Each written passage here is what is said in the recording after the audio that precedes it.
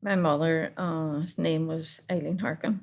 She actually, her own maiden name was Morning. She came from the Boilies on the waterside. We moved to Craigan whenever they built the houses as part of the gerrymandering in the city.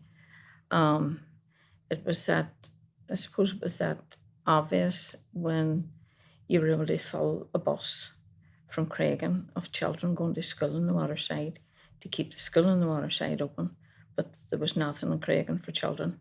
No, you couldn't be schooled in Craigan at that stage. She worked in the shirt factory. She worked in Tully and Henderson's. She was a smoother. She cycled to her work all the time. She played camogie. She was boisterous and outgoing and funny, but a very, very kind heart, a big heart. So when we moved to Craigan, there was three of the family at that stage, my elder brother and two girls. And I remember moving onto the estate, and it was a mucky garden, but a brand new house. So that community that moved on built the community in Craigan. It was like open door housing, if somebody needed something, they got it. I remember people knocking for a cup of sugar, or my father worked away, and when the telegraph man come with his wages, somebody got 10 bob and somebody got, all that type of stuff. And one of her favourite tricks was that when the telegraph man came with my daddy's money, he was either in America or England working. She would have sat there and the neighbours would have come on, Eileen, you get your money of the day. And she'd have said, I would have to clean the house. I said, go you on down and cash your money and we'll clean the house. And she was always up to a trick. But she was very strong, a very, very strong woman.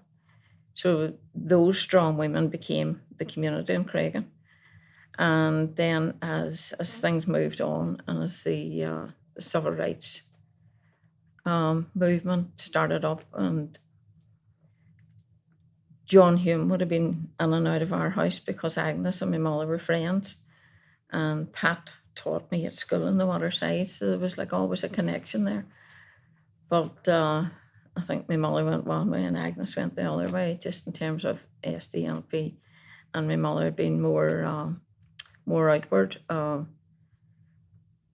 did the protests, the whole issue in and around marching and being treated as proper human beings really, really got there. So she was very active in all of that sort of protest, supporting the protest rallies, marches, and just showing that the community in Craigan needed leadership, but it also needed to be made a community. So they made the demands, what's the housing executive, what's different bodies that were there. But she was out there along with a whole lot of other women, because the women were the backbone of that community.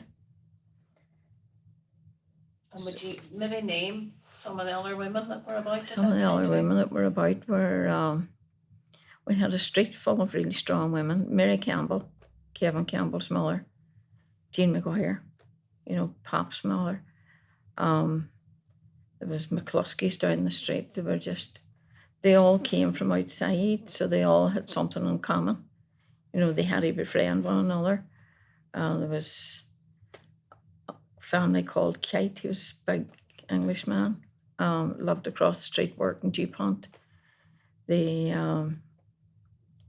used to take on lodgers for extra money, at the start of the community, that workers that came to DuPont, and they would have took them on and kept them, that type of stuff. So they were always busy trying to survive and trying to bring their children up and trying to build a community. So what are your memories of the types of roles that Eileen got involved in that period, particularly 1968 to 72, with around the Battle of the Bogside and all that was happening there? What type of roles did she get involved in? I think she was at every riot that was going down in William Street. I think she was at every raid that happened. They used to, at that time, listen to the radio to see what was happening. In the early days, they were able to pick up communications and that type of stuff. So they were like an early warning system nearly, but there were riots every day, either on the new road or on the bog, and they were always about there. They were either making sure that people had stones to throw, or they were making sure if people were hurt or the police were trying to arrest them, whatever, that they moved on nearly as a group to defend people in the middle of all that kind of stuff. So they wanted to be part of it, but they weren't at that stage. They weren't young enough. But it wouldn't have been the first time she would have been caught with a hand on her shoulder where she was throwing stones or throwing a bottle at police or at army that was coming about the place. So. And what impact do you think that period had in your formation as well? Well, I think the impact for me was just seeing what was happening around me. I worked in the hospital in the early days, and I remember, the burnt toilet march, and I remember people getting brought into the hospital and then badly cut, injured, all that kind of stuff stuck in my head.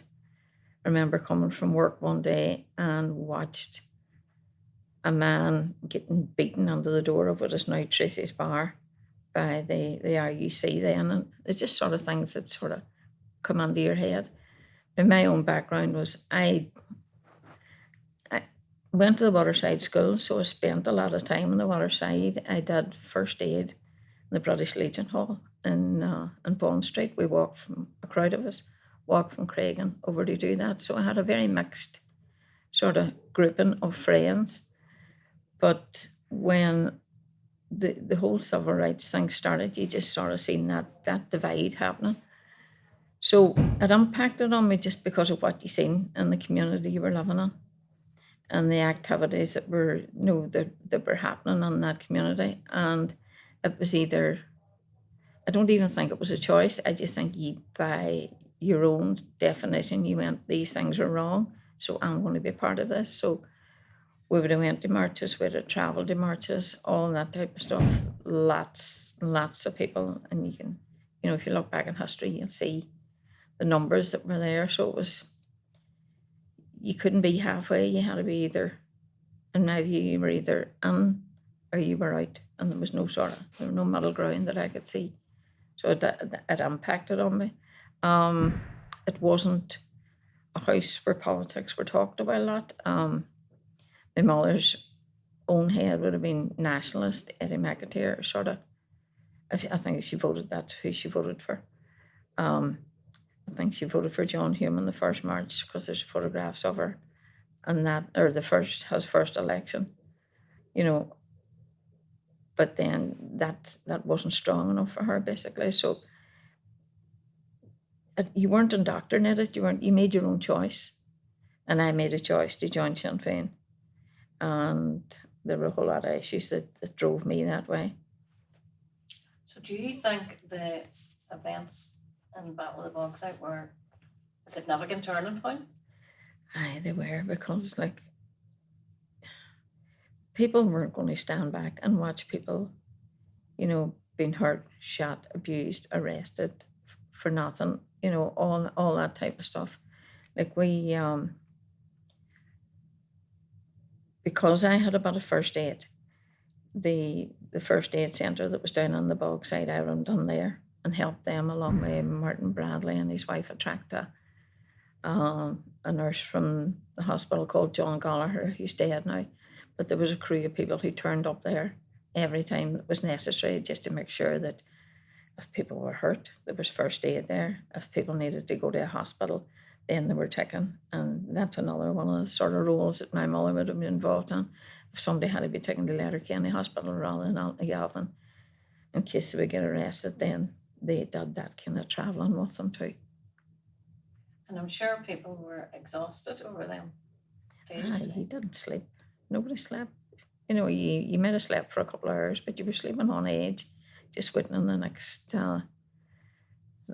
ripple. You had to go home, you had to eat, and you had to sleep at some stage. But there were always people about that kept the streets and tried to protect the community as well, as best as they could.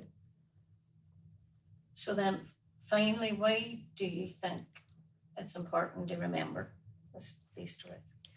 I think it's important to remember because we have to learn, and we have to learn, but we also have to move on. But we shouldn't forget where we came from and the people that got us there, and the people that were involved in the Battle of the Bogside and all the activities from then to now have brought us as far as we have come. We know we've a bit to go, but they were the basis and the backbone of demanding, proper housing, demanding the right to vote, demanding the necessity for communities to be serviced, all that type of stuff. If they hadn't have took up that cudgel, along with the groups that sort of organised it, then it wouldn't have survived. You had the community, and you had the support of the community, and the input from the community as well that helped to move it forward. And I suppose then, finally, are women remembered enough from that period? No, I don't think so. I think there are a few women, but if you go back and you look at the groups that that worked throughout the community, the majority of them were women.